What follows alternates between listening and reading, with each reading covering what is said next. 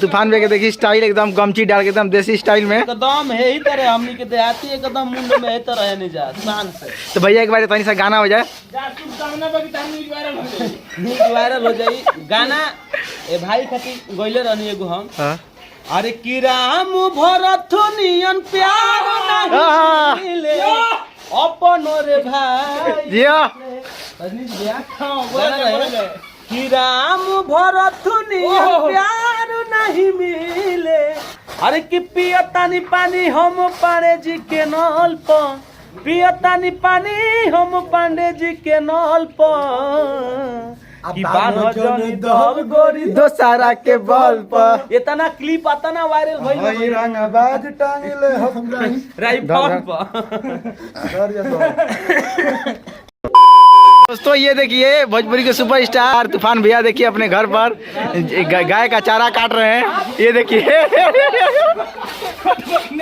ये देखिए तूफान भैया अपने गाय के लिए चारा काट रहे हैं। तूफान भैया थोड़ा चारा काटिए अपने गाय के लिए। सबसे पहले बात बाटे कि प्यार हटे ई कोनो थी ना हो ई प्यार हो इतना प्यार हमरे को हरदम मजबूत भैया। और देखिए पूरा अपने जिला का पूरा मीडिया कर्मी जुटे हुए हैं तूफान भैया घर पर। अभी थोड़ा कुछ दिन से तूफान भैया का तबीयत खराब था तो तूफान भैया से हम लोग मिलने आए थे।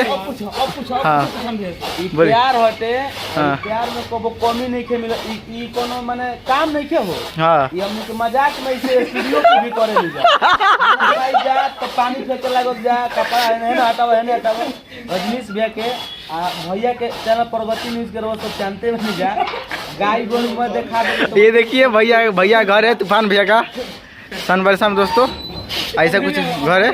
और देखिए आइए मिलते हैं बाबा से हमारे।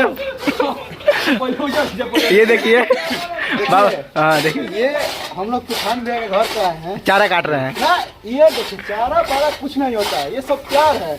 ये जो कर रहे हैं हम ना हाँ। ये सेहत के लिए अच्छा होता है लाभदायक है। कारक नहीं है यही और ये बाबा आप बोलिए तूफान भैया का प्यार है। हाँ तो मुझे आरा से उठा के बक्सर में लेके आ गए।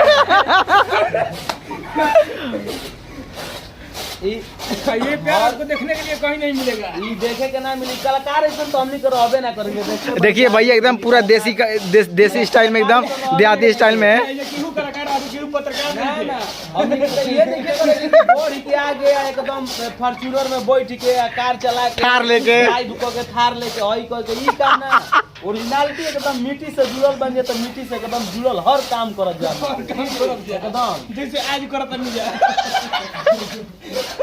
और बाबा रहुआ का बोला हम तनी साहब तूफान भैया के प्रेम हो और कुछ ना हो।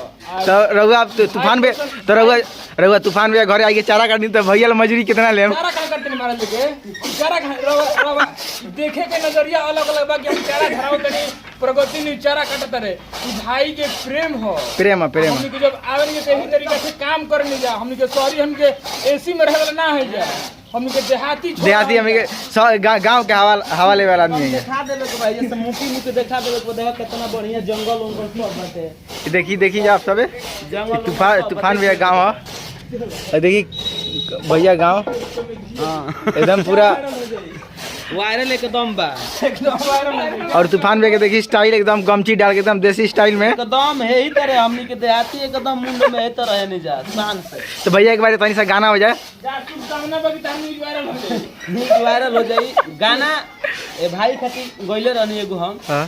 अरे कि राम भरत नियन प्यार नहीं मिले अपन रे भाई रजनीश भैया कि राम भरत नियन प्यार नहीं मिले अपन रे भाई से।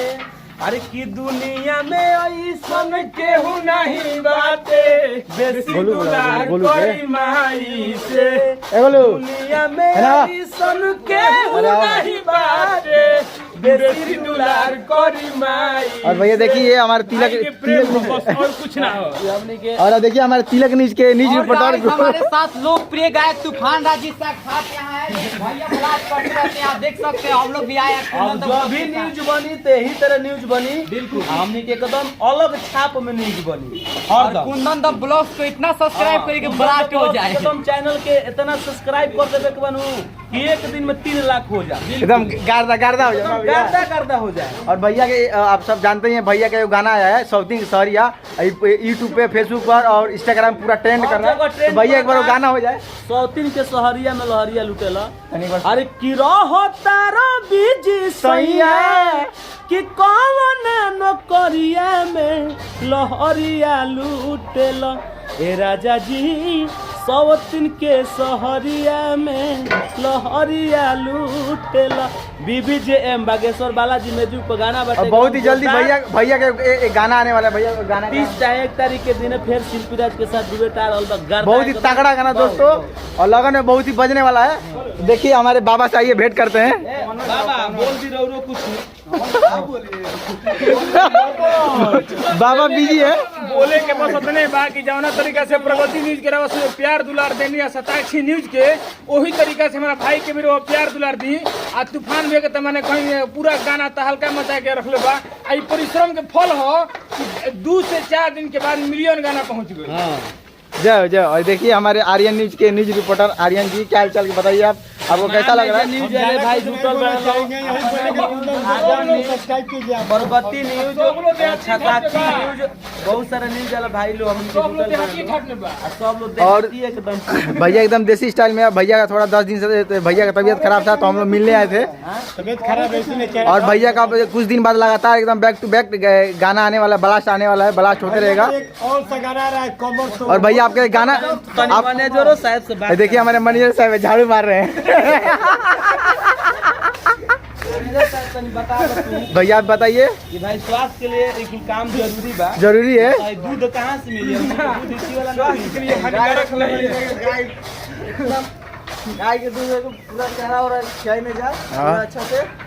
देखिए अभी तुरंत काम धेनु गाय है, काम धेनु। ई गाय रवा कहीं देखे के ना मिली। भैया और आपके वो गाना बहुत ही ज्यादा ट्रेंड करता है इंस्टाग्राम पे, यूट्यूब पे, ये बाना जनी दल गोरी दूसरा के बल पर। तो भैया एक बार हो जाए कि भैया के लोग कहला कि पसवान स्टार बा कि भैया पसवान स्टार मल्टी ना होवे। भैया भाई मल्टी सब स्टार कोई हवा। खातिर भाइये हमें आ जीवन वही तरीका से रही है। आ को स्टार के हमने के हर जाति खातिर अपन भाई बनी आ जा, गान- एगो ब्लड बनी जा। हमने के स्टार के कोनो बात नहीं, स्टार वाला तो बत्तिए छोड़ देबे। स्टार होइले ना भैया जाने के भाई हमें लगा के गाना चश्मा को उस्मा तो बाज एकदम जाई। अंगूठी फलान ठेकान कान में लगा के उ बड़का हमने किथी ना बने जा। हमने के देसी बनी जा, देसी जिंदगी भर रहे के बा। एकदम तमाम एकदम। एकदम ये काम कर। तो भैया एगो गाना रहुए जाते हैं तो थोड़ा दुल्हन गुनगुना दी। गाना हमने के एगो इंस्टा पर बड़ा वायरल चलता है अब ही। अरे कि पियतानी पानी हम पांडे जी के नल पर, पियतानी पानी हम पांडे जी के नल पर, कि बान्ह जनी दल गोरी दोसारा के बल पर। इतना क्लिप इतना वायरल भइल रंगबाज टांगले हम राइफल पर। तो भैया हमने के वीडियो एंड करते हैं। तो भैया जाते जाते आप क्या बोलो? जाते जाते ये कहम कि जाते हमने जाते कुंदन जौना- ब्लॉग्स में जन बाटे भाई के इतना प्यार दुला बहुत दिन के बाद आइल बने करे हम यादो करे नहीं बस होते थोड़ा बहुत। और भैया के बहुत ही ज्यादा प्यार मिल रहा हमने के सबके। तबियत तनी खराब आवा कि बड़ा मनोरंजन में मजा आ गइल। सब लोग जुटल बाटे और सब बात ना बढ़िया हंसा दिलस के बड़ा मने खुश हो गई। तो ये चैनल के रहो सब ब्लॉग चैनल के रहो सब ढेर सारा प्यार दुलार दे एकदम गर्दा कर दे। और इन महीने के लास्ट तक बहुत ही बड़ा धमाका हो गया वाला तूफान में एक तरफ से। तो चलिए उसी दिन हम लोग मिलते हैं।